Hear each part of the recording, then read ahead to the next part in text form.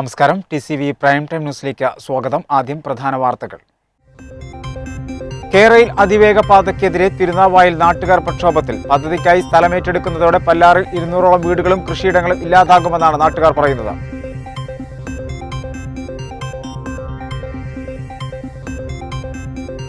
വെട്ടം ചേർപ്പ് നടപ്പാലം അപകടാവസ്ഥയിൽ. 32 വർഷത്തിലധികം പഴക്കമുള്ള പാലത്തിന്റെ കോൺക്രീറ്റ് ഇളകിയ അവസ്ഥയിലാണ്. കുറുക്കോളി മൊയ്തീൻ MLA സ്ഥലം സന്ദർശിച്ചു.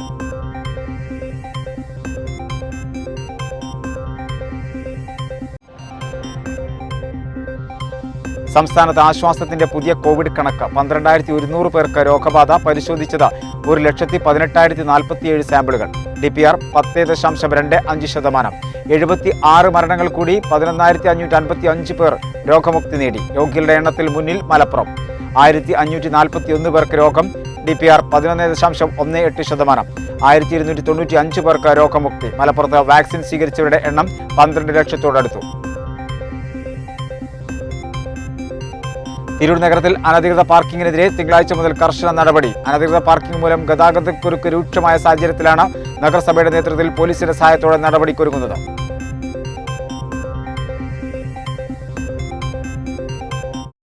പരപ്പനങ്ങാടിയിൽ പുഴയിൽ കുളിക്കാനിറങ്ങിയ 16-കാരൻ മുങ്ങി മരിച്ചു. ബീച്ച് റോഡ് സ്വദേശി ഷമീൽ ബാബുവിന്റെ മകൻ മുഹമ്മദ് ഷിബിനാണ് മരണപ്പെട്ടത്.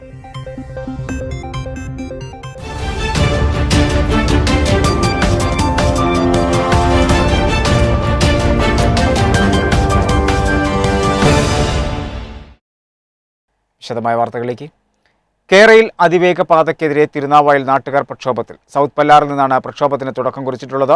വീടുകൾ, പ്ലക്കാർഡുകൾ എന്തി സമരത്തിന് തുടക്കം കുറിച്ചു. പദ്ധതിക്കായി സ്ഥലമേറ്റെടുക്കുന്നതോടെ പല്ലാറിൽ 200ഓളം വീടുകളും കൃഷിയിടങ്ങളും ഇല്ലാതാകുമെന്നാണ് നാട്ടുകാർ പറയുന്നത്. കാസർഗോഡ് തിരുവനന്തപുരം അതിവേഗ പാതയ്ക്കെതിരെ തിരുനാവായ സൗത്ത് പല്ലാറിൽ കേരയിൽ ആക്ഷൻ കമ്മിറ്റിയുടെ ആഭിമുഖ്യത്തിൽ വീടുകൾ, പ്ലക്കാർഡുകൾ എന്തി സമരത്തിന് തുടക്കം കുറിച്ചു. ആക്ഷൻ കമ്മിറ്റിയുടെ നേതൃത്വത്തിലാണ് സമരം നടന്നത്. പാത തിരുനാവായ പഞ്ചായത്തിലേക്ക് എത്തിയാൽ ആദ്യ സ്ഥലം ഏറ്റെടുക്കേണ്ടത് സൗത്ത് പല്ലാറിലാണ്. ഈ പ്രദേശത്ത് 200 പരം വീടുകളും കൃഷിസ്ഥലവും പക്ഷികളുടെ ആവാസ കേന്ദ്രവും ഇല്ലാതാകുമെന്ന് ഭാരവാഹികൾ പറഞ്ഞു. നിലവിൽ റെയിൽപാത തന്നെ കടന്നു പോകുന്നതിനാൽ ഒരു ദ്വീപ് സമൂഹ സാഹചര്യമാണ് നിലവിലുള്ളത്. ഒരു ഭാഗം റെയിലും 3 ഭാഗം വെള്ളക്കെട്ടിനാൽ ചുറ്റപ്പെട്ട പ്രദേശമായതിനാൽ വിദ്യാഭ്യാസം, ആശുപത്രി ആവശ്യങ്ങൾക്ക് വളരെ പ്രയാസം അനുഭവിക്കുന്ന സാഹചര്യമാണ് നിലവിലുള്ളത്. നിലവിലെ റെയിൽവേക്ക് സമാന്തരമല്ലാതെ പുതിയൊരു പാത കടന്നുപോയാൽ ഈ പ്രദേശം തീർച്ചയായും ഒറ്റപ്പെടുമെന്ന് ഭാരവാഹികൾ പറഞ്ഞു. ആക്ഷൻ കമ്മിറ്റി ഭാരവാഹികളായ സുബ്രഹ്മണ്യൻ, നജീബ് വെള്ളാടത്ത്, ഇസ്മായിൽ ഹാജി, K വിനോദ് കുമാർ, സക്കരിയ പല്ലാർ തുടങ്ങിയ സമരത്തിന് നേതൃത്വം നൽകി. പഞ്ചായത്ത് അംഗങ്ങളായ സൂർപ്പിൽ ബാബ ഹാജി, ലത്തീഫ്, ഹാരിസ് പറമ്പിൽ, ആക്ഷൻ കമ്മിറ്റി ഭാരവാഹികളായ ഇസ്മായിൽ, റാഫി, കോയ, മുഹമ്മദ് കുട്ടി MP, Mansoor, Rajan KT, Raju E, Shoukath, Riju തുടങ്ങിയവർ സമരത്തിൽ സംബന്ധിച്ചു. വെട്ടം ചേർപ്പ് നടപ്പാലം അപകടാവസ്ഥയിൽ. 32 വർഷത്തിലധികം പഴക്കമുള്ള പാലത്തിന്റെ കോൺക്രീറ്റ് ഇളകിയ അവസ്ഥയിലാണ്. കുറുക്കോളി മൊയ്തീൻ MLA സ്ഥലം സന്ദർശിച്ചു. അപ്രോച്ച് റോഡുകൾക്കുള്ള സ്ഥലം വിട്ടു നൽകിയാൽ റോഡ് പാലം നിലവിൽ വരാനുള്ള സാഹചര്യം ഒരുക്കാമെന്ന് MLA ഉറപ്പു നൽകി. വെട്ടം, മംഗലം പഞ്ചായത്തുകളെ ബന്ധിപ്പിക്കുന്ന വെട്ടം ചേർപ്പ് നടപ്പാലം അപകടാവസ്ഥയിലാണ്. 32 വർഷത്തോളം പഴക്കമുള്ള പാലത്തിന്റെ കോൺക്രീറ്റ് പൊട്ടി തുരുമ്പെടുത്ത് കമ്പി പുറത്തു കാണുന്ന നിലയിലാണ്. കനോലി കനാലും തിരൂർ പുഴയും സംഗമിക്കുന്ന പുഴയോരം കൂടിയാണ് ഇവിടം. പാലത്തിന്റെ വടക്ക് ഭാഗം വെട്ടം ഗ്രാമപഞ്ചായത്തിലെ വാർഡ് 14-ഉം തെക്ക് ഭാഗം വാർഡ് 13-ഉമാണ്. വാഹനമാർഗത്തിന് അക്കരെ എത്തണമെങ്കിൽ 5 കിലോമീറ്റർ താണ്ടി വേണം എത്താൻ. 1964-ലാണ് നടപ്പാലം ആദ്യമായി നിലവിൽ വന്നത്. പിന്നീട് 3 തവണ പൊളിച്ചു നന്നാക്കി. ഹെൽത്ത് സെന്റർ, ഗ്രാമീണ ബാങ്ക്, സ്കൂൾ എന്നിവയൊക്കെ പ്രവർത്തിക്കുന്നത് പാലത്തിന്റെ ഇരുവശങ്ങളിലുമായാണ്. റോഡ് പാലം നിർമ്മിക്കണമെന്ന ആവശ്യമായി നിരവധി തവണ ബന്ധപ്പെട്ടവർക്ക് നാട്ടുകാർ നിവേദനം നൽകിയെങ്കിലും അധികാരികളുടെ ഭാഗത്തുനിന്നും നടപടികളൊന്നും ഉണ്ടായില്ലെന്നാണ് പ്രദേശവാസികൾ തന്നെ പറയുന്നത്. 64-ൽ വന്ന ഈ നടപ്പാലം 64-ന് ശേഷം 2 തവണ പൊളിച്ച് നന്നാക്കി. ഇത് മൂന്നാമത്തെ പാലാണ്. 2 തവണ പൊളിച്ച് നന്നാക്കിയിട്ടുണ്ട്. അപ്പോൾ ഇത് ഉമ്മൻചാണ്ടിയുടെ നമ്മുടെ UDFന്റെ ഭരണകാലഘട്ടത്തിൽ കൂഞ്ഞുൽക്കടവ് പാലത്തിന് പണം വെക്കുന്നതിൻ്റെ കൂടെ തന്നെ ഇതിനും പണം വെച്ചിരുന്നു. പക്ഷേ സാഹചര്യം മാറി എന്തുകൊണ്ടോ അത് നഷ്ടപ്പെട്ടു പോയി. അതുപോലെ തന്നെ MP ഗംഗാധരൻ മന്ത്രിയായിരിക്കെ ഞാനടക്കമുള്ള വലിയൊരു അന്നത്തെ കമ്മിറ്റി രൂപീകരിച്ച് UDFന്റെ നേതാക്കന്മാരുടെ സാന്നിധ്യത്തിൽ MP ഗംഗാധരനെ കണ്ടതനുസരിച്ച് അന്ന് 10 ലക്ഷം റുപ്യ സാൻസായി തന്നു. അന്നും നടന്നില്ല. ഉമ്മൻചാണ്ടിയുടെ കാലത്ത് നടന്നില്ല. പ്രതിഷേധം ശക്തമായതോടെയാണ് കുറുക്കോളി മൊയ്തീൻ MLA സ്ഥലം സന്ദർശിച്ചത്. അപ്രോച്ച് റോഡുകൾക്കുള്ള സ്ഥലം വിട്ടു നൽകിയാൽ റോഡ് പാലം നിലവിൽ വരാനുള്ള സാഹചര്യം ഉണ്ടാക്കാമെന്ന് MLA ഉറപ്പു നൽകി. അപ്പോൾ ഇത് ഈ കനോലി കനാലായതുകൊണ്ട് വെള്ളത്തിന് ജലനിരപ്പ് ഏറ്റവും ഉയർന്ന സന്ദർഭത്തിൽ, ഇവിടെ വെള്ളപ്പൊക്കമൊക്കെ ഉണ്ടാകുന്ന സ്ഥലമാണ്. അപ്പോൾ ഏറ്റവും വെള്ളം ഉയർന്നു നിൽക്കുന്ന സന്ദർഭത്തിൽ വെള്ളത്തിൻ്റെ ജലദാനം എവിടെയാണോ അവിടെ നിന്ന് 6 കിലോമീറ്റർ ഉയരത്തിലായിരിക്കണം പാലത്തിൻ്റെ താഴ്വാരം. 6 മീറ്റർ താഴ്വാരത്തിലായിരിക്കണം. അപ്പോൾ ആ ഉയരത്തിലുള്ള അതിന് വേണ്ട സൗകര്യങ്ങൾ ചെയ്യുമ്പോൾ അതിൻ്റെ അപ്രോച്ച് റോഡ് കുറേ കൂടി അകലത്തിന് തുടങ്ങി വരും. അതിനുള്ള സ്ഥലം ഇവിടെ ലഭ്യമാക്കുക എന്നുള്ളതാണ്. അത് നിങ്ങൾ നാട്ടുകാർ ചെയ്യേണ്ടതാണ്. രണ്ട് ഭാഗത്തും ഞാനിതുമായി ബന്ധപ്പെട്ട് എഞ്ചിനീയറിംഗ് ഇങ്ങനെ വിളിച്ചു സംസാരിച്ചു. അപ്പോൾ അതുമായി ബന്ധപ്പെട്ട് എത്രയാണോ അത് എഞ്ചിനീയറിംഗ് പറയാം അത് എത്ര ദൂരത്ത് വേണമെന്നുള്ളത്. കാരണം ആ ഇപ്പോഴത്തെ ഈ ഇതെല്ലാം കാണാം. ഇവിടെ ഏറ്റവും വെള്ളപ്പൊക്കം ഉണ്ടാകുമ്പോഴും ജലഗതാഗതം നടക്കണമെന്നാണ്. അപ്പം നമ്മൾ ജലഗതാഗതം ഇതുവഴിയാണ് നമ്മൾ റോഡ് ഞാൻ അറിഞ്ഞത് ഇങ്ങോട്ട് കവിഞ്ഞൊഴുകുന്നു, അതിൻ്റെ കവിഞ്ഞൊഴുകും. അപ്പോൾ ആ കവിഞ്ഞൊഴുകുമ്പോൾ അതിൽ നിന്ന് അങ്ങോട്ട് 6 മീറ്റർ ഉയരം പാലത്തിൻ്റെ താഴ്ഭാഗം. അപ്പോൾ അതിനനുസരിച്ച് അതിന് വളരെ അകലത്തുനിന്ന് അപ്രോച്ച് റോഡ് കുറേ ദൂരത്ത് നിന്ന് കൊണ്ടുവരണം. അതിന് സ്ഥലം ഈ നാട്ടുകാരാണ് തരേണ്ടത്. അങ്ങനെ കിട്ടുമെന്നുണ്ടെങ്കിൽ ഈ വൈകാതെ തന്നെ നമുക്ക് ഈ പാലം കൊണ്ടുവരാനുള്ള ശ്രമം നടത്താം. ഓൺലൈൻ പഠന സൗകര്യങ്ങളില്ലാതെ പ്രയാസപ്പെടുന്ന വിദ്യാർത്ഥികൾക്ക് കൈത്താങ്ങായി ഡിവൈഎഫ്ഐ പടിഞ്ഞാറക്കര മേഖലാ കമ്മിറ്റി തീരദേശത്തെ വിവിധ ഭാഗങ്ങളിലായി 1600 ബിരിയാണിയാണ് വിതരണം ചെയ്തത്. ഓൺലൈൻ പഠന സൗകര്യങ്ങളില്ലാതെ പ്രയാസപ്പെടുന്ന വിദ്യാർത്ഥികൾക്ക് കൈത്താങ്ങൊരുക്കി ഡിവൈഎഫ്ഐ പടിഞ്ഞാറക്കര മേഖലാ കമ്മിറ്റി. ബിരിയാണി ചലഞ്ചിലൂടെ പണം കണ്ടെത്താനാണ് ഡിവൈഎഫ്ഐ തീരുമാനിച്ചത്. ഇതിന്റെ ഭാഗമായി തീരദേശത്തെ വിവിധ ഭാഗങ്ങളിലായി 1600 ബിരിയാണിയാണ് വിതരണം ചെയ്തത്. നിരവധി ആളുകളാണ് ചലഞ്ചിൽ പങ്കെടുത്ത് പിന്തുണ നൽകിയത്. മത്സരിച്ച് ബിരിയാണി വാങ്ങി ഫണ്ടിലേക്ക് കഴിയുന്ന സഹായവുമായി കക്ഷി രാഷ്ട്രീയ വ്യത്യാസമില്ലാതെ നിരവധി കുടുംബങ്ങൾ രംഗത്തെത്തി. പുറത്തൂർ, മംഗലം, കൂട്ടായി, പടിഞ്ഞാറക്കര, അഴിമുഖം പ്രദേശങ്ങളിലായാണ് ബിരിയാണി വിതരണം ചെയ്തത്. ചിക്കൻ ബിരിയാണി 100 രൂപ നിരക്കിലായിരുന്നു വിൽപ്പന. നിശ്ചയിച്ച വിലയിൽ കൂടുതൽ നൽകി ബിരിയാണി വാങ്ങിയവരും അതിജീവന വഴിയിൽ മികച്ച പിന്തുണയായി. പടിഞ്ഞാറക്കര ഗവൺമെന്റ് യു പി സ്കൂളിൽ വെച്ച് നിർമ്മാണവും പാക്കിങ്ങും ഞായറാഴ്ച രാവിലെ തന്നെ ആരംഭിച്ചു. 11 മണി മുതലാണ് വിതരണം ആരംഭിച്ചത്. കോവിഡ് പശ്ചാത്തലത്തിൽ ആവശ്യമായ മുൻകരുതലുകളെല്ലാം സ്വീകരിച്ചായിരുന്നു നിർമ്മാണവും വിതരണവും നടത്തിയത്. വിതരണോദ്ഘാടനം CPM ജില്ലാ കമ്മിറ്റി അംഗം കൂട്ടായി ബഷീർ നിർവഹിച്ചു. ഡിജിറ്റൽ സൗകര്യങ്ങൾ ഏർപ്പെടുത്തുക എന്ന് മാത്രമാണ് സർക്കാരിന് മുമ്പിലുള്ള ഒരു വഴി. അതുകൊണ്ട് എല്ലാ വിദ്യാർത്ഥികൾക്കും വീട്ടിലിരുന്ന് ക്ലാസ് കേൾക്കുന്നതിന് വേണ്ടി സംവിധാനം ഉണ്ടാവണം. അങ്ങനെ ഉണ്ടാവണമെങ്കിൽ എല്ലാവരുടെയും കയ്യിൽ അതിന് പറ്റാവുന്ന ഫോൺ വേണം. നമ്മുടെ നാട്ടിലെ എല്ലാ ആളുകൾക്കും അവരുടെ കയ്യിൽ അതില്ല. പ്രത്യേകിച്ച് ഈ കടലോര മേഖലയിലെ മത്സ്യത്തൊഴിലാളികൾക്ക് പെട്ടെന്നത് ലഭ്യമാക്കാനുള്ള സൗകര്യവും കുറവാണ്. സാമ്പത്തികമായി പിന്നോക്കം നിൽക്കുന്ന ആളുകൾക്ക് അത് ലഭിക്കുക എന്നുള്ളത് സമൂഹത്തിൻ്റെ ഒരു കടമയാണ്, അതിനുവേണ്ടി പ്രവർത്തിക്കുക എന്നുള്ളത്. അതുകൊണ്ട് എല്ലാ കുട്ടികൾക്കും പഠിക്കാനുള്ള മൊബൈൽ ഫോൺ ലഭ്യമാക്കുന്നതിന് വേണ്ടിയാണ് ഡിവൈഎഫ്ഐ സംഘടന ഈ ചാലഞ്ചിലൂടെ പ്രവർത്തനമേറ്റെടുത്തിട്ടുണ്ട്. Purathur panchayat vice president Suhra Asif, Asfara Yahiya, KT Prashanth, AK Majeed, KVM Haneef master, Dileep Kumar, Kamaruddin തുടങ്ങിയവർ സംബന്ധിച്ചു. ഡിവൈഎഫ്ഐ ബ്ലോക്ക് സെക്രട്ടേറിയറ്റ് അംഗം V ജാഫർ, പടിഞ്ഞാറക്കര മേഖലാ secretary treasurer KT Raheem, AK Musafar, OP Kasim തുടങ്ങിയവർ നേതൃത്വം നൽകി. ക്യാൻസർ രോഗികൾക്കായി മുടി ദാനം ചെയ്ത് 8 വയസ്സുകാരി. മംഗലം പുല്ലൂണി സ്വദേശിനി ഇഷികയാണ് കോവിഡ് കാലത്ത് മനുഷ്യസ്നേഹത്തിന്റെ മാതൃകയാവുന്നത്. കോഴിക്കോട്ടെ സ്നേഹതീരം ചാരിറ്റി സംഘടനയ്ക്കാണ് മുടി ദാനം ചെയ്തത്. വളർത്തി പരിപാലിച്ചു പോന്നിരുന്ന മുടി പാവപ്പെട്ട ക്യാൻസർ രോഗികൾക്കായി മുറിച്ചു നൽകിയാണ് 8 വയസ്സുകാരി ഇഷിക മനുഷ്യസ്നേഹത്തിന്റെയും സാഹോദര്യത്തിന്റെയും കരുതൽ മുഖമാകുന്നത്. മംഗലം പുല്ലൂണി വടക്കേപുരക്കൽ മുരളി സജ്ന ദമ്പതികളുടെ മകളാണ് ഇഷിക. സമൂഹ മാധ്യമങ്ങളിലെ സന്ദേശങ്ങളിൽ നിന്ന് പ്രചോദനം ഉൾക്കൊണ്ട് ക്യാൻസർ രോഗികൾക്കായി മുടി ദാനം ചെയ്യുകയായിരുന്നു ഈ മിടുക്കി. പാവപ്പെട്ട ക്യാൻസർ രോഗികളെ സഹായിക്കുന്ന കോഴിക്കോട് ഫാറൂഖ് കോളേജ് കേന്ദ്രമായി പ്രവർത്തിക്കുന്ന സ്നേഹതീരം ചാരിറ്റി സംഘടനയ്ക്കാണ് മുടി ദാനം ചെയ്തത്. സമൂഹ മാധ്യമങ്ങളിലെ സന്ദേശമാണ് തനിക്ക് പ്രചോദനമായതെന്ന് ഇഷിക പറഞ്ഞു. എനിക്ക് നല്ല സന്തോഷമുണ്ട് ഈ പാവപ്പെട്ട ക്യാൻസർ രോഗികൾക്ക് എൻ്റെ മുടി കൊടുത്തതിന്. മാതാപിതാക്കളായ മുരളിയും സജ്നയും മകളുടെ തീരുമാനത്തിനു കൈയടിക്കുകയാണ്. കോവിഡ് കാലത്ത് മനുഷ്യസ്നേഹത്തിന്റെ വ്യത്യസ്തമായ മാതൃക തന്നെയാണ് ഇഷികയുടേത്. മലപ്പുറം കേന്ദ്രീയ വിദ്യാലയത്തിൽ 4ാം ക്ലാസ് വിദ്യാർത്ഥിനിയാണ് ഈ മിടുക്കി. ഇഷ്ടമാണ് ബഷീർ കഥാപാത്രങ്ങളെ. പ്രിയ എഴുത്തുകാരന്റെ കഥാപാത്രങ്ങളെ വരച്ച് ജിഷ്വാൻ. പറവണ സലഫി സ്കൂളിലെ വിദ്യാർത്ഥിയാണ് ജിഷ്വാൻ. മലയാളത്തിന്റെ പ്രിയ കലാകാരൻ വൈക്കം മുഹമ്മദ് ബഷീറിന്റെ കഥകളെ ഏറെ ഇഷ്ടമുള്ള മുഹമ്മദ് ജിഷ്വാൻ ബഷീർ ദിനത്തിൽ തന്റെ കൂട്ടുകാർക്ക് പങ്കുവയ്ക്കുന്നതിനായി ബഷീർ കഥാപാത്രങ്ങളെ വരയ്ക്കുന്ന തിരക്കിലാണ്. വായിച്ച ബഷീർ കഥകളിൽ മനസ്സിൽ തങ്ങിയ കഥാപാത്രങ്ങളെയെല്ലാം മുഹമ്മദ് ജിഷ്വാൻ വരച്ചിട്ടുണ്ട്.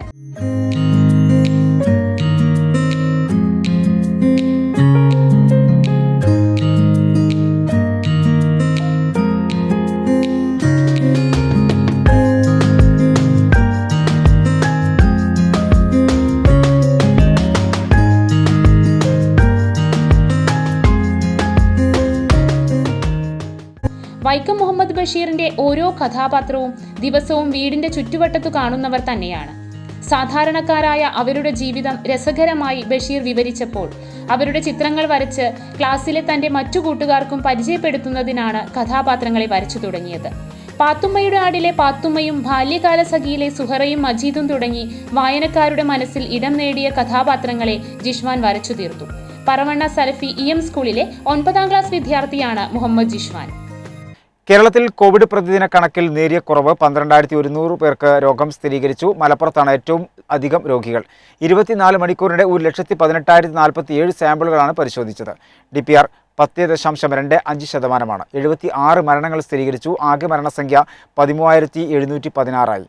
11,551 പേർ രോഗമുക്തി നേടി. കേരളത്തിൽ ഞായറാഴ്ച കോവിഡ് ബാധിതരുടെ എണ്ണത്തിൽ നേരിയ കുറവുണ്ടായിട്ടുണ്ട്. 12,100 പേർക്കാണ് കോവിഡ് സ്ഥിരീകരിച്ചത്. മലപ്പുറത്ത് തന്നെയാണ് ഏറ്റവും കൂടുതൽ രോഗികളുള്ളത്. 1,541 പേർക്കാണ് മലപ്പുറത്ത് രോഗബാധ. കോഴിക്കോട് 1,358 തൃശൂർ 1,240 പേർക്കും രോഗബാധയുണ്ടായി. വയനാട്, ഇടുക്കി ജില്ലകളിലാണ് രോഗബാധിതരുടെ എണ്ണത്തിൽ കുറവുള്ളത്. വയനാട്ടിൽ 276 പേർക്കും ഇടുക്കിയിൽ 261 പേർക്കും പത്തനംതിട്ടയിൽ 299 പേർക്കും രോഗബാധ സ്ഥിരീകരിച്ചു.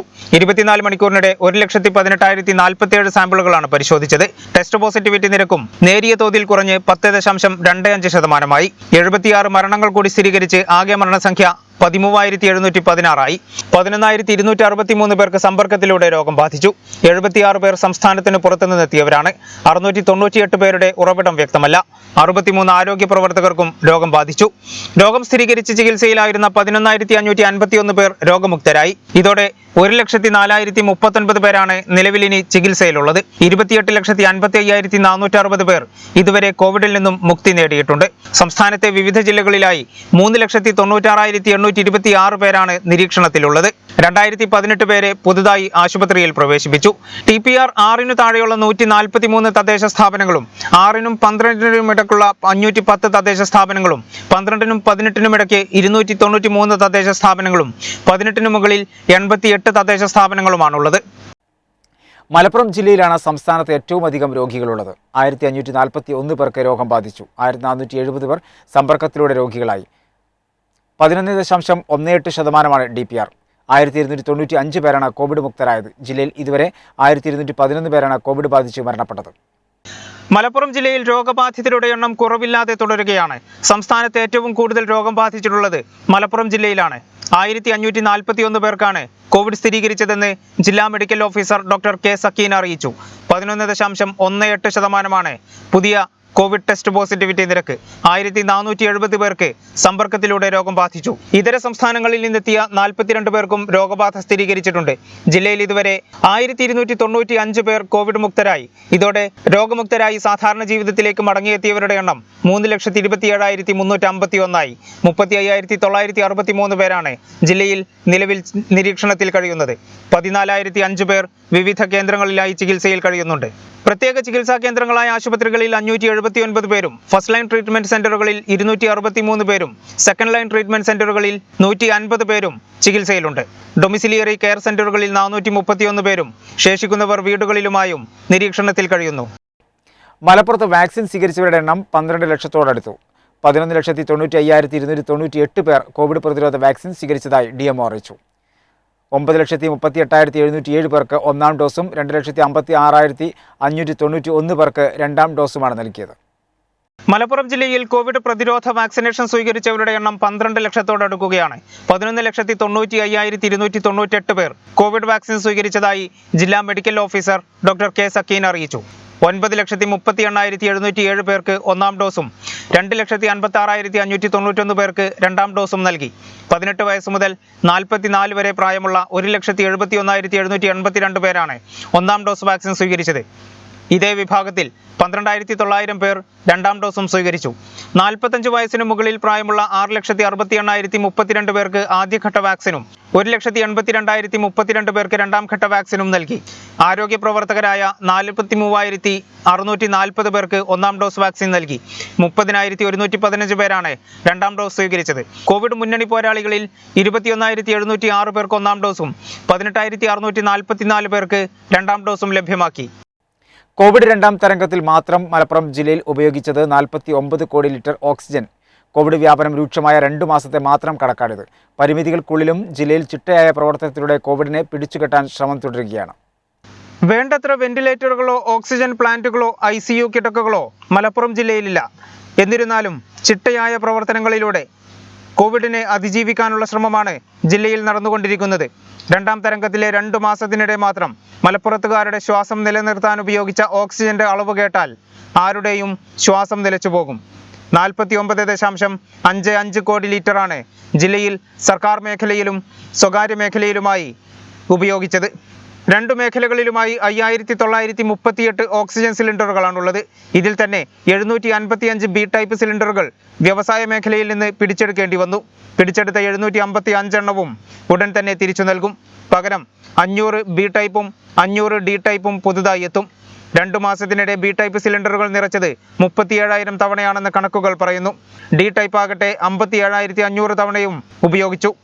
5.72 ലക്ഷം ലിറ്റർ ദ്രവ ഓക്സിജൻ ലിക്വിഡ് മെഡിക്കൽ ടാങ്കിൽ താപനില നിയന്ത്രിച്ച് സൂക്ഷിച്ചു വെച്ചു. ഇത് ഗ്യാസ് ഓക്സിജനാക്കി ഉപയോഗിച്ചു. കോട്ടക്കൽ മരവട്ടത്തെയും മേലെ ചേളാരിയിലെയും റീഫില്ലിംഗ് സൗകര്യവും ഉപയോഗപ്പെടുത്തി. ഓക്സിജന്റെ അളവ് 94-ൽ കുറവുള്ള രോഗികൾക്ക് ചിലപ്പോൾ ഓക്സിജന്റെ സഹായം വേണ്ടി വന്നേക്കും. ഓക്സിജന്റെ അളവ് 94-ൽ കൂടുതലാക്കുകയാണ് ഓക്സിജൻ നൽകുന്നതിന്റെ ലക്ഷ്യം. ഓക്സിജൻ കൊടുക്കാൻ പലതരം യന്ത്രങ്ങൾ ഉപയോഗിക്കുന്നുണ്ട്. നെയ്സൽ കാനുല, നെയ്സൽ പ്രോങ്സ് എന്നിവ വഴി മിനിറ്റിൽ 1 മുതൽ 2 ലിറ്റർ വരെ ഗ്യാസ് ഓക്സിജൻ നൽകാനാകും. വെട്ടം ഗ്രാമപഞ്ചായത്തിൽ 9 വാർഡുകൾ കണ്ടെയ്ൻമെന്റ് സോണിൽ. പ്രതിരോധ പ്രവർത്തനങ്ങൾ ഊർജിതപ്പെടുത്തിയതായി ഗ്രാമപഞ്ചായത്ത് പ്രസിഡന്റ് നൌഷാദ് നെല്ലാഞ്ചേരി പറഞ്ഞു. തീരദേശ പഞ്ചായത്തായ വെട്ടത്ത് 9 വാർഡുകൾ കണ്ടെയ്ൻമെന്റ് സോണിൽ ഉൾപ്പെടുത്തി. കോവിഡ് ബാധിതർ ക്രമാതീതമായി വർദ്ധിച്ചതാണ് കണ്ടെയ്ൻമെന്റ് സോണിൽ ഉൾപ്പെടുത്താൻ കാരണം. Kottekkad east, Arikkanchira, Kanur, Vettathukavu, Thekkanpadiyam, Vadakkanpadiyam, Vakkad east, Kanjirakkutti, Paravana town വാർഡുകളാണ് കണ്ടെയ്ൻമെന്റ് സോണിൽ ഉൾപ്പെടുത്തിയത്. പഞ്ചായത്തിൽ പോസിറ്റിവിറ്റി നിരക്ക് 8% നിന്നും 12.52-ലെത്തിയതും ആശങ്കയുയർത്തുകയാണ്. വെട്ടം പഞ്ചായത്തിൽ ഇന്ന് കഴിഞ്ഞ ദിവസത്തെ ഉത്തരവ് പ്രകാരം B കാറ്റഗറിയിലാണ് ഉൾപ്പെട്ടിട്ടുള്ളത്. സാധാരണ 2 ആഴ്ചകൾക്ക് മുന്നേക്കുള്ള ഉത്തരവിൽ വന്നിട്ടുണ്ടായിരുന്നത് 30% മുകളിൽ TPR വരുന്നുണ്ടെങ്കിൽ മാത്രമേ D കാറ്റഗറിയിൽ വരുള്ളൂ.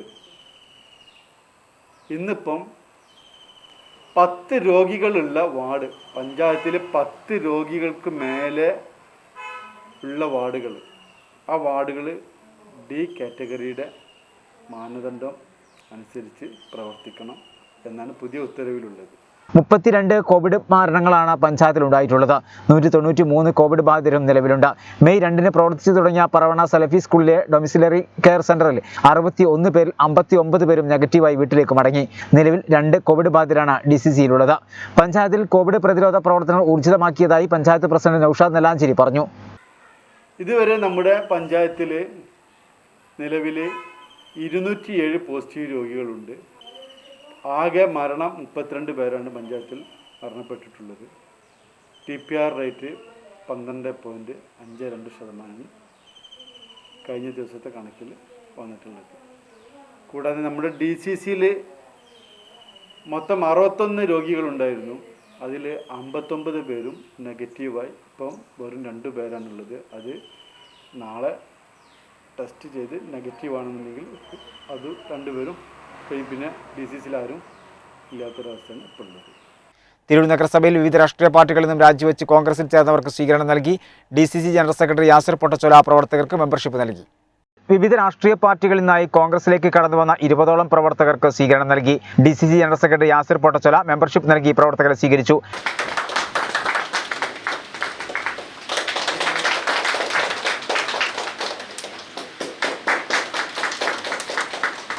ഇന്ത്യൻ നാഷണൽ കോൺഗ്രസിൻ്റെ പ്രസക്തി ജനാധിപത്യത്തിൻ്റെ പ്രസക്തി മനസ്സിലാക്കി ഇന്ത്യൻ നാഷണൽ കോൺഗ്രസിന് ശക്തി പകരാൻ വേണ്ടി പാർട്ടിയിലേക്ക് കടന്നു വന്ന മുഴുവൻ പ്രവർത്തകരെയും ആദ്യമായി അഭിവാദ്യം ചെയ്യുകയാണ്.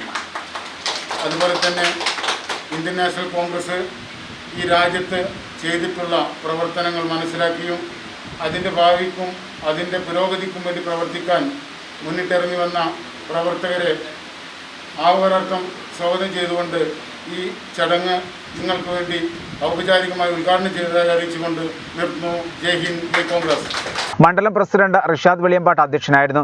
ചടങ്ങിൽ നിയോജക മണ്ഡലം youth Congress president Riyas Kalpakanchery, Yusuf Tharamal, Shabeer Nelliyali, Ashraf Alathil, advocate Sabeena, Shajahan Amengara, Nisar Panbazar, Ganashyam, Ansar, Thaju, Noufal Chamra, Muhsin, Ayyub, Shafi, Santhosh തുടങ്ങിയവർ സംബന്ധിച്ചു.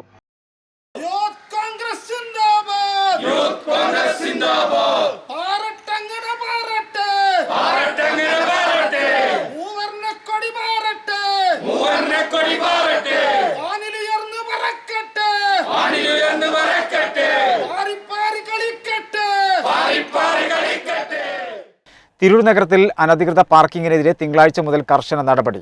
അനധികൃത പാർക്കിംഗ് മൂലം ഗതാഗതക്കുരുക്ക് രൂക്ഷമായ സാഹചര്യത്തിലാണ് നഗരസഭയുടെ നേതൃത്വത്തിൽ പോലീസിന്റെ സഹായത്തോടെ കർശന നടപടികളെടുക്കാൻ തീരുമാനിച്ചത്. അനധികൃത വാഹന പാർക്കിംഗ് മൂലം കാൽനട യാത്ര പോലും ദുസ്സഹമായ സാഹചര്യത്തിലാണ് നഗരത്തിൽ അനധികൃത പാർക്കിങ്ങിനെതിരെ നടപടി സ്വീകരിക്കാൻ നഗരസഭ തീരുമാനിച്ചത്.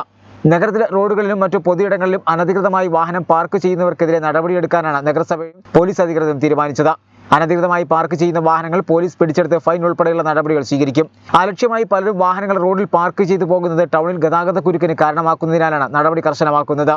തിരൂർ പോറി മാർക്കറ്റിൽ വലിയൊരു ബ്ലോക്ക് ഒഴിവാക്കുന്നതിന് വേണ്ടി ഇന്നൊരു ഏറോ മാർക്ക് കൊടുത്തിട്ടുണ്ട്. അതിൻ്റെ ഉള്ളിൽ ആയിരിക്കണം ബൈക്കുകൾ പാർക്കിങ്. ഇതെന്താ കാരണം വെച്ചാൽ ഞങ്ങൾ ഇങ്ങനെയൊക്കെ ചെയ്യാൻ കാരണം ഒരുപാട് ബ്ലോക്കുകളുണ്ട്. ഇത്രയും ചെറിയ ചെറിയ കാര്യങ്ങളിൽ ബ്ലോക്ക് ഒഴിവാക്കുക എന്നുള്ളതാണ് നമ്മളെ ലക്ഷ്യം. അത് ജനങ്ങൾക്ക് വളരെ ഉപകാരമാവും. അത് ഡിപ്പാർട്ട്മെൻറ്റിലുള്ള കാര്യങ്ങളൊക്കെ നമ്മൾ സംസാരിച്ചപ്പോൾ അവർ വേണ്ട സൗകര്യങ്ങളൊക്കെ നമുക്ക് ചെയ്തു തരാം എന്ന് പറഞ്ഞിട്ടുണ്ട്. ഇത്രയും പറഞ്ഞുകൊണ്ട് എൻ്റെ വാക്കുകൾ ഞാൻ നിർത്തുന്നു. ഓക്കെ. ഗൾഫ് മാർക്കറ്റിൻ്റെ ട്രാഫിക് പരിഷ്കരണത്തിൻ്റെ ഭാഗമായി നമ്മളിന്നിവിടെ ലൈന് വരച്ചിട്ടുണ്ട്. അപ്പോൾ നാളെ എല്ലാവരും അത് അംഗീകരിക്കുക. അല്ലാത്ത പക്ഷം അതിൻ്റെ നിയമ നടപടിയായിട്ട് പോലീസും ഉദ്യോഗസ്ഥരും മുന്നോട്ട് പോകും. നഗരസഭയുടെ ഈ ഒരു പദ്ധതിക്ക് എല്ലാവരുടെയും നാട്ടുകാരുടെയും എല്ലാവരുടെയും പിന്തുണ ഉണ്ടാവണമെന്ന് അഭ്യർത്ഥിക്കുന്നു. വാഹന ഉടമകളുടെ ശ്രദ്ധയിൽ ഇക്കാര്യം കൊണ്ടുവരുന്നതിനായി നഗരസഭയുടെ നേതൃത്വത്തിൽ വാഹന പ്രചരണം നടത്തിയിരുന്നു. നഗരത്തിൽ അനധികൃത പാർക്കിംഗ് ഒഴിവാക്കിയാൽ ഗതാഗതക്കുരുക്കിന് ആശ്വാസമുണ്ടാകുമെന്നും വാഹന പാർക്കിങ്ങിനും മറ്റും വ്യക്തമായ അടയാളങ്ങൾ വെക്കുമെന്നും ചെയർപേഴ്സൺ AP നസീബ പറഞ്ഞു. ഉറ്റവരില്ലാതെ തനിച്ചു കഴിഞ്ഞിരുന്ന വയോധികയ്ക്ക് സംരക്ഷണമൊരുക്കി താനാളൂർ ഗ്രാമപഞ്ചായത്ത് ജാഗ്രതാ സമിതി.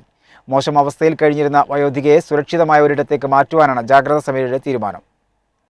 ഉറ്റവരില്ലാതെ തനിച്ച് വൃത്തിഹീനമായി കഴിഞ്ഞിരുന്ന വയോധികയ്ക്കാണ് താനാളൂർ പഞ്ചായത്ത് ജാഗ്രതാ സമിതി തുണയായത്. താനാളൂർ ഗ്രാമപഞ്ചായത്തിൽ 19-ാം വാർഡിൽ കഴിയുന്ന പട്ടണത്തിൽ പാത്തുമ്മയ്ക്കാണ് പഞ്ചായത്ത് ജാഗ്രതാ സമിതി കൈത്താങ്ങായത്. വളരെ വൃത്തിഹീനമായ അവസ്ഥയിൽ കഴിയുന്ന ഇവരെക്കുറിച്ച് വാർഡ് മെമ്പർ ജ്യോതി മുഖേനയാണ് പഞ്ചായത്ത് ജാഗ്രതാ സമിതി അറിയുന്നത്. തുടർന്ന് ഗ്രാമപഞ്ചായത്ത് പ്രസിഡന്റ് KM മല്ലിക ടീച്ചറുടെ നേതൃത്വത്തിൽ നിർഭയ വളണ്ടിയർ വനജയും GRC കോർഡിനേറ്റർ ഫസീദയും എത്തി പാത്തുമ്മയ്ക്ക് ആവശ്യമായ സഹായങ്ങൾ ചെയ്തു നൽകി.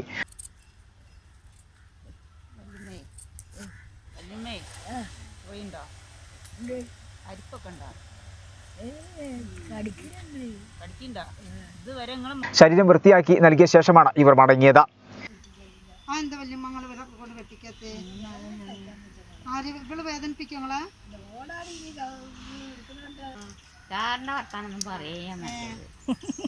നിങ്ങൾക്ക് ഇവിടെ ചാറൊക്കെ ഉണ്ടായി തരില്ല. 20 വർഷം മുമ്പാണ് പാത്തുമ്മ ഇവിടെ എത്തുന്നത്. മകനൊപ്പമാണ് എത്തിയത്. എന്നാൽ പിന്നീട് മകൻ മരണപ്പെട്ടതോടെ പാത്തുമ്മ തനിച്ചായി. നാട്ടുകാരുടെ സഹായത്തോടെ കഴിയുന്ന ഇവരെ സുരക്ഷിതമായ ഒരിടത്തേക്ക് മാറ്റാനാണ് ജാഗ്രതാ സമിതിയുടെ തീരുമാനം. പഞ്ചായത്ത് ജാഗ്രതാ സമിതിയുടെ പ്രവർത്തനങ്ങൾ വളരെ കാര്യക്ഷമമായി തന്നെയാണ് പഞ്ചായത്തിൽ നടക്കുന്നതെന്നും പ്രായമായവരുടെയും സ്ത്രീകളുടെയും പ്രശ്നങ്ങൾ മനസ്സിലാക്കി അതിന് വേഗത്തിൽ പരിഹാരം കാണാൻ കഴിയുന്നുണ്ടെന്നും പഞ്ചായത്ത് പ്രസിഡന്റ് KM മല്ലിക ടീച്ചർ പറഞ്ഞു. താനാളൂർ പഞ്ചായത്ത് കഴിഞ്ഞ 2 വർഷത്തോളമായിട്ട് ജാഗ്രതാ സമിതി പ്രവർത്തനങ്ങൾ ഏറ്റവും കാര്യക്ഷമമായി നടത്തിക്കൊണ്ടിരിക്കുകയാണ്. സ്ത്രീകൾക്കും കുട്ടികൾക്കും എതിരെയുള്ള അതിക്രമങ്ങൾ നേരിടാനാണ് ഈ ജാഗ്രതാ സമിതി പ്രവർത്തനങ്ങൾ വിഭാവനം ചെയ്തിട്ടുള്ളത്. അപ്പോൾ അതുകൊണ്ട് തന്നെ നമ്മളുടെ നാട്ടിൽ നിരവധിയായി വർദ്ധിച്ചു വരുന്ന അതിക്രമങ്ങളെ പ്രതിരോധിക്കാൻ വളരെ ചെറിയ തോതിലെങ്കിലും ഈ സമിതി പ്രവർത്തനങ്ങൾക്ക് കഴിയുന്നുണ്ട്. ആ ജാഗ്രതാ സമിതിയിൽ പോലീസിൻ്റെ സഹായം, താനൂർ പോലീസിൽ നിന്ന് നല്ല സഹായം കിട്ടിക്കൊണ്ടിരിക്കുന്നുണ്ട്. അതേപോലെ അഡ്വക്കേറ്റ് ഉണ്ട്, ഡോക്ടറുണ്ട്, ICD സൂപ്പർവൈസറുണ്ട്, ഉദ്യോഗസ്ഥ സംവിധാനങ്ങളും ജനപ്രതിനിധികളും എല്ലാം ചേർന്ന ഒരു സംവിധാനമാണ് ഈ ജാഗ്രതാ സമിതി. അതോടൊപ്പം പറയാൻ എനിക്കുള്ളത്, ഇവിടുത്തെ ജെൻഡർ റിസോഴ്സ് സെൻറ്റർ എന്നൊരു സ്ഥാപനം ഉണ്ടാക്കിയതുകൊണ്ട് ജെൻഡർ റിസോഴ്സ് സെൻറ്ററിന് ഒരു കോർഡിനേറ്റർ ഫസീദ വളരെ താല്പര്യത്തോടു കൂടി നാട്ടിലെ ജനങ്ങളുടെ, സ്ത്രീകൾക്കിടെയും പ്രായമായിട്ടുള്ളവരുടെയൊക്കെ പ്രശ്നങ്ങൾ ഏറ്റെടുത്ത് അത് എങ്ങനെ പരിഹരിക്കാം എന്ന് ശ്രമിച്ചുകൊണ്ടിരിക്കുന്നുണ്ട്. 80-ലധികം വയസ്സ് പ്രായമുള്ള ഒരു സ്ത്രീ, ആ സ്ത്രീയുടെ അനാഥമായിട്ടുള്ള, മക്കളില്ലാത്ത അനാഥമായിട്ടുള്ള ഒരു സ്ത്രീ വളരെ മോശമായിട്ടുള്ളൊരു അവസ്ഥയിൽ കഴിഞ്ഞുകൂടുമ്പോൾ യാതൊരു മടിയുമില്ലാതെ നിർഭയ കോർഡിനേറ്ററും GRC കോർഡിനേറ്ററും കൂടി അവിടെ ചെന്ന് ആ സ്ത്രീയെ വൃത്തിയായി കുളിപ്പിക്കുകയും ഡെറ്റോളും സോപ്പും ഒക്കെ ഉപയോഗിച്ച് വൃത്തിയായി മുടിയൊക്കെ വെട്ടി പുതിയ ഡ്രസ്സ് ഇടിച്ച് വളരെ തൃപ്തികരമായിട്ടുള്ളൊരു രീതിയിൽ ഇടപെട്ടു എന്നുള്ളത് വളരെ ഒരു ഉദാഹരണം മാത്രമാണ്. ഇത്തരത്തിലുള്ള നിരവധി പ്രശ്നങ്ങളിൽ ഇവർ ഇടപെട്ടുകൊണ്ടിരിക്കുന്നുള്ളത് ഉണ്ട് എന്നുള്ളത് പഞ്ചായത്തിന് വളരെ ആശ്വാസം നൽകുന്നുണ്ട്. പഞ്ചായത്തിൽ നിന്ന് ലഭിച്ച വിവരത്തിന്റെ അടിസ്ഥാനത്തിലാണ് പാത്തുമ്മയെ സന്ദർശിച്ചത്. വളരെ മോശം അവസ്ഥയിലാണ് ഇവർ കഴിഞ്ഞിരുന്നത്. ഈ ഉടൻ തന്നെ ആവശ്യമായ എല്ലാ സഹായങ്ങളും ഇവർക്ക് നൽകിയതായി നിർഭയ വളണ്ടിയർ വനജ പറഞ്ഞു. ഇത് ഞാൻ പഞ്ചായത്തിൽ പ്രസിഡന്റ് മല്ലിയ ടീച്ചർ പറഞ്ഞിട്ടാണ് എൻ്റെ ശ്രദ്ധയിൽ ഇത് പെട്ടത്.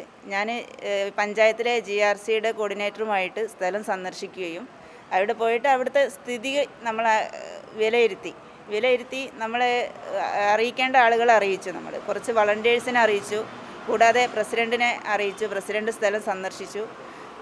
അതാണ് നമ്മൾ തുടക്കം ഉണ്ടായത്. അപ്പോൾ നമ്മൾ കാര്യങ്ങൾ കൂടുതൽ അന്വേഷിച്ചപ്പോഴാണ് അറിഞ്ഞത് ഈ സ്ത്രീക്ക് ഭക്ഷണം കൊണ്ടും കിടക്കാനുള്ള നല്ലൊരവസ്ഥയില്ല. എല്ലാം ഉണ്ടെങ്കിലും ഭക്ഷണമായാലും വിശ്രമമായാലും നല്ല രീതിയിലല്ല, വൃത്തിഹീനമായിട്ടാണ് നടക്കുന്നത് നമുക്ക് മനസ്സിലായി. തൊട്ടടുത്ത ദിവസം തന്നെ നമ്മൾ അതിന് വേണ്ട കാര്യങ്ങൾ ചെയ്യുകയും നമ്മൾ തന്നെ പോയിട്ട് അത് ചെയ്യുകയാണ് ചെയ്തിട്ടുണ്ടായിരുന്നത്.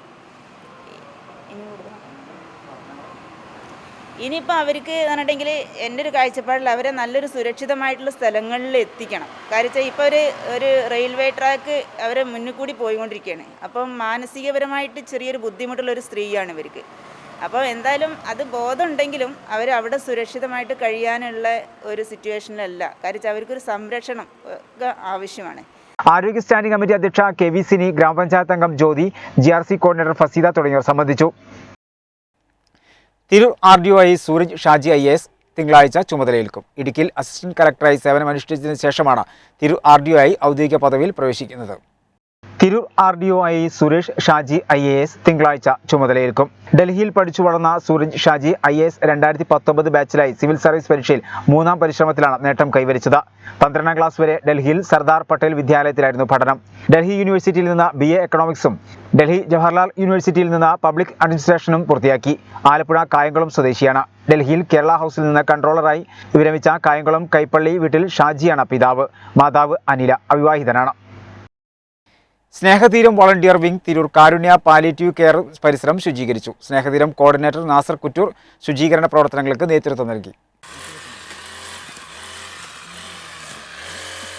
സ്നേഹതീരം വളണ്ടിയർ വിംഗിന്റെ നേതൃത്വത്തിൽ 20ഓളം വളണ്ടിയർമാർ ചേർന്നാണ് കാരുണ്യ പെയിൻ ആൻഡ് പാലിയേറ്റീവ് പരിസരം ശുചീകരിച്ചത്.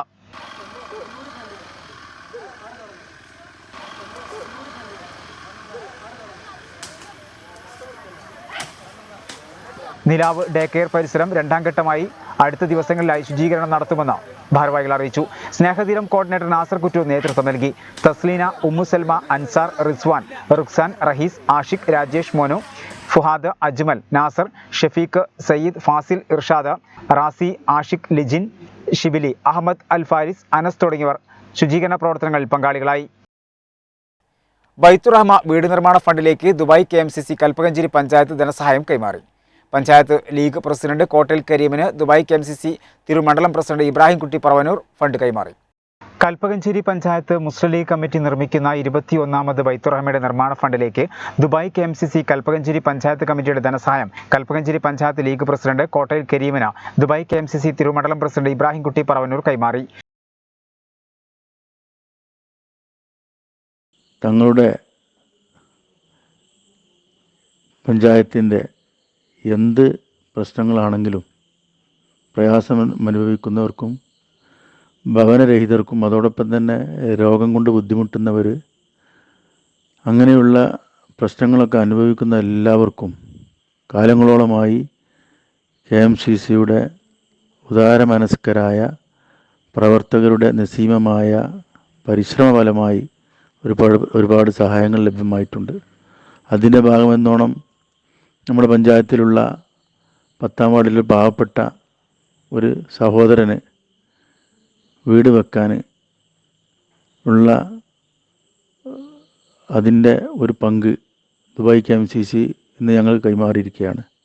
ചടങ്ങിൽ League general secretary Thaikkadan Abdu, vice president Theyyampattil Sharafuddin, Kalpakanchery gramapanchayat vice president Adiyattil Basheer, panchayat League secretary Pulikkathodi Habeeb, Dubai KMCC ജില്ലാ ട്രഷറർ സിദ്ദീഖ് കാലോടി തുടങ്ങിയവർ സംബന്ധിച്ചു.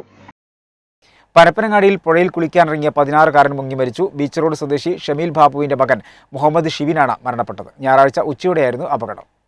പരപ്പനങ്ങാടി പാലത്തിങ്കൽ കീരനെല്ലൂർ ന്യൂക്കട്ട് പുഴയിൽ കുളിക്കാനിറങ്ങിയപ്പോഴാണ് 16-കാരൻ മുങ്ങി മരിച്ചത്. പരപ്പനങ്ങാടി ബീച്ച് റോഡിൽ താമസിക്കുന്ന പഴയ കണ്ടത്തിൽ ഷമീൽ ബാബുവിന്റെ മകൻ മുഹമ്മദ് ഷിബിനാണ് മുങ്ങി മരിച്ചത്. കൂടെയുണ്ടായിരുന്ന ബന്ധുവായ മറ്റൊരു കുട്ടിയെ ഓടിക്കൂടിയ നാട്ടുകാർ രക്ഷപ്പെടുത്തി. ഞായറാഴ്ച ഉച്ചയോടെയാണ് സംഭവം.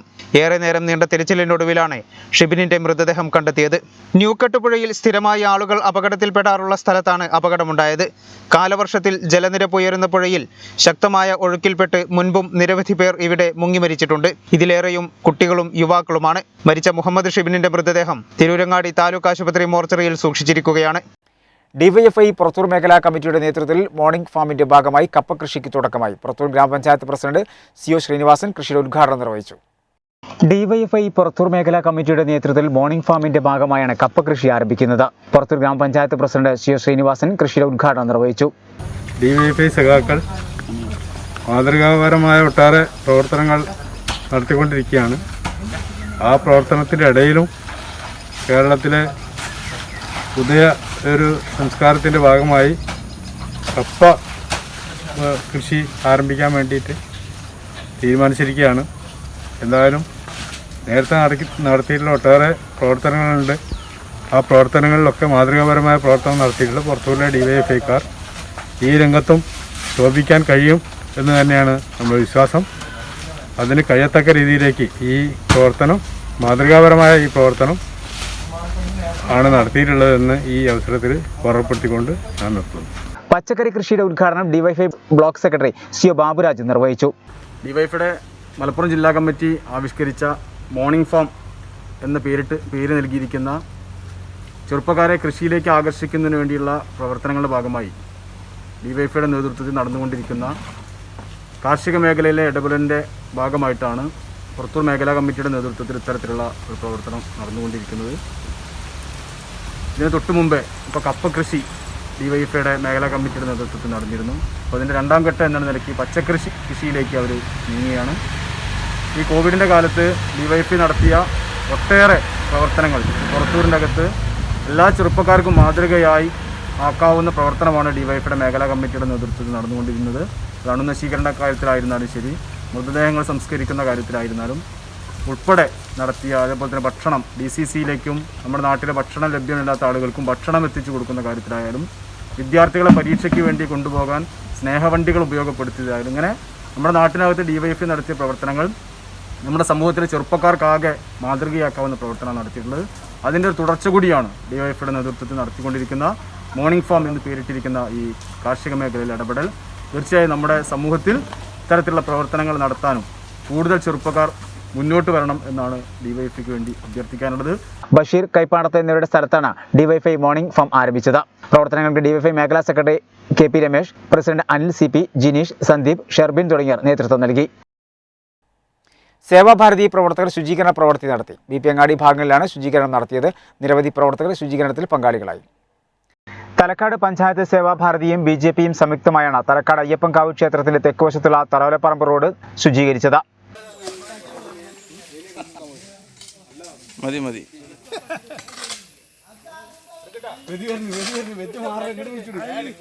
തലക്കാട് ശാഖാ കാര്യവാഹ് N Manikandan, BJP Thalakkad panchayat secretary K Suresh, ജില്ലാ സഹ സേവാ പ്രമുഖ് E Jayarajan, KP Biju, P Babu, Danish തുടങ്ങിയവർ ശുചീകരണ പ്രവർത്തനങ്ങൾക്ക് നേതൃത്വം നൽകി. തലക്കാട് പഞ്ചായത്ത് സേവാഭാരതി യൂണിറ്റും അതോടൊപ്പം തന്നെ BJPയുടെ പ്രവർത്തകരും ചേർന്ന് ആഴ്ചതോറും നടത്തുന്ന സേവാ പ്രവർത്തനത്തിന് ഇന്ന് തലക്കാട് പഞ്ചായത്തിൽ 17-ാം വാർഡിലെ അയ്യപ്പങ്കാവ് റോഡ് ശുചീകരണത്തിലാണ്. എല്ലാ പ്രവർത്തകരും സജീവമായിട്ട് ഈ പ്രവർത്തനത്തിൽ ആഴ്ചതോറും പങ്കെടുക്കുന്നുണ്ട്. ജനങ്ങളെ കൂട്ടായ്മ വളരെ അധികം ഈ പ്രവർത്തനം കിട്ടുന്നുണ്ട്. ഇനിയും ഇതുമായി തന്നെ ഓരോ പ്രവർത്തനങ്ങളും ഈ കൊറോണ സമയത്ത് സംഘടന നടത്തുന്നുണ്ട്. അതിനെല്ലാ ജനങ്ങളും സഹകരണം തരണമെന്ന് അപേക്ഷിച്ചുകൊള്ളു. കേവരം ജനകീയ വായനശാല ഗ്രന്ഥാലയം അക്ഷരസേനയുടെ നേതൃത്വത്തിൽ പ്രദേശത്തെ വിദ്യാർത്ഥികൾക്ക് പഠനോപകരണങ്ങൾ വിതരണം ചെയ്തു. ഷൈനി ടീച്ചർ വിതരണോദ്ഘാടനം നിർവഹിച്ചു. കേപുരം ജനകീയ വായനശാല ഗ്രന്ഥാലയം അക്ഷരസേനയുടെ നേതൃത്വത്തിലാണ് വിദ്യാർത്ഥികൾക്ക് പഠനോപകരണങ്ങൾ നൽകിയത്. പ്രവാസിയായ മുളമുക്കിൽ മണികണ്ഠന്റെ സഹകരണത്തോടെയാണ് മുഴുവൻ വിദ്യാർത്ഥികൾക്കും പഠനോപകരണങ്ങൾ വിതരണം ചെയ്തത്. കോവിഡ് പ്രോട്ടോകോൾ പാലിച്ച് വായനശാലയിൽ നടന്ന പരിപാടി ഷൈനി ടീച്ചർ ഉദ്ഘാടനം ചെയ്തു.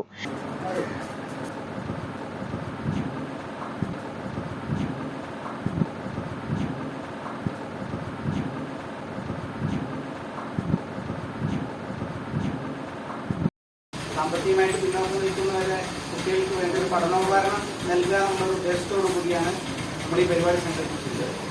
200ഓളം കുട്ടികൾക്ക് ഈ പ്രദേശത്ത് നമ്മൾ ഈ കൊടുക്കേണ്ടത് ഇത് കൊടുക്കുന്നതിന് വേണ്ടിയിട്ട് നമ്മളെ പൂർണ്ണമായിട്ടും സഹായിച്ചിട്ടുള്ളത് മുളമുക്കിൽ മണിയേട്ടൻ എന്ന പ്രവാസിയാണ്. അപ്പോൾ അദ്ദേഹത്തിന് ഈ പരിപാടിയിൽ നമ്മൾ പ്രത്യേകം നന്ദി രേഖപ്പെടുത്താം. അപ്പോൾ നമ്മൾ ചടങ്ങ് തുടങ്ങാൻ നമ്മൾ കോവിഡ് കാലഘട്ടം ആയതുകൊണ്ട് കൂടുതൽ പരിപാടികളൊന്നുമില്ല, വേഗം ഓരോരുത്തർക്ക് കൊടുത്ത് പറഞ്ഞു വിടാനുള്ള പരിപാടി. പ്രസിഡന്റ് EV സുകുമാരൻ നായർ അധ്യക്ഷനായിരുന്നു. Secretary K Sivadasan, M Soman, മലയിൽ മണി, M Subramanian, K Rakesh, K Rajesh, Abhinav എന്നിവർ നേതൃത്വം നൽകി. കലാകുടുംബങ്ങളിൽ ഭക്ഷ്യക്കിറ്റ് നൽകി പുരോഗമന കലാസാഹിത്യ സംഘം. പുരോഗമന കലാസാഹിത്യ സംഘം താനൂർ മേഖലാ പ്രസിഡന്റ് VV സത്യാനന്ദന്റെ മാതാവിന്റെ മരണാനന്തര ചടങ്ങുകൾക്കായി മാറ്റിവെച്ച തുക ഉപയോഗിച്ചാണ് പുരോഗമന കലാസാഹിത്യ സംഘം മേഖലാ കമ്മിറ്റി കലാകാരന്മാരുടെ കുടുംബങ്ങളിൽ ഭക്ഷണ കിറ്റുകൾ വിതരണം ചെയ്തത്. താനൂർ മേഖലാ കമ്മിറ്റിയുടെ പരിധിക്കുള്ളിലുള്ള കലാകാരന്മാരുടെ വീടുകളിലെത്തി സംസ്ഥാന കമ്മിറ്റി അംഗം അഡ്വക്കേറ്റ് രാജേഷ് പുതുകാട്, മേഖലാ president VV Sathyanandan, secretary K ചന്ദ്രൻ എന്നിവർ ഭക്ഷ്യക്കിറ്റുകൾ കൈമാറി. തിരൂർ തുമരക്കാവ് സ്വദേശി പയ്യാപ്പന്ത അപ്പു എന്ന രാമൻ നിര്യാതനായി. 72 വയസ്സായിരുന്നു. ശോഭയാണ് ഭാര്യ. രജീഷ്, ജിത്തു, ജിജി എന്നിവർ മക്കളാണ്. പ്രധാന വാർത്തകൾ ഒരിക്കൽ കൂടി. കേരയിൽ അതിവേഗ പാതയ്ക്കെതിരെ തിരുനാവായിൽ നാട്ടുകാർ പ്രക്ഷോഭത്തിൽ. പദ്ധതിക്കായി സ്ഥലമേറ്റെടുക്കുന്നതോടെ പല്ലാറിൽ 200ഓളം വീടുകളും കൃഷിയിടങ്ങളും ഇല്ലാതാകുമെന്നാണ് നാട്ടുകാർ പറയുന്നത്.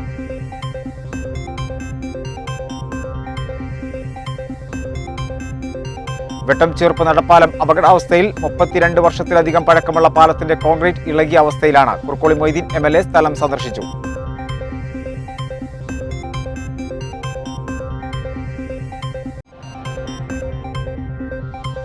സംസ്ഥാനത്ത് ആശ്വാസത്തിന്റെ പുതിയ കോവിഡ് കണക്ക്. 12,100 പേർക്ക് രോഗബാധ. പരിശോധിച്ചത് 1,18,047 സാമ്പിളുകൾ. DPR 10.25%. 76 മരണങ്ങൾ കൂടി. 11,555 പേർ രോഗമുക്തി നേടി. രോഗികളുടെ എണ്ണത്തിൽ മുന്നിൽ മലപ്പുറം. 1,541 പേർക്ക് രോഗം. DPR 11.18%. 1,295 പേർക്ക് രോഗമുക്തി. മലപ്പുറത്ത് വാക്സിൻ സ്വീകരിച്ചവരുടെ എണ്ണം 12 ലക്ഷത്തോടടുത്തു. തിരൂർ നഗരത്തിൽ അനധികൃത പാർക്കിങ്ങിനെതിരെ തിങ്കളാഴ്ച മുതൽ കർശന നടപടി. അനധികൃത പാർക്കിംഗ് മൂലം ഗതാഗതക്കുരുക്ക് രൂക്ഷമായ സാഹചര്യത്തിലാണ് നഗരസഭയുടെ നേതൃത്വത്തിൽ പോലീസിന്റെ സഹായത്തോടെ നടപടിക്കൊരുങ്ങുന്നത്.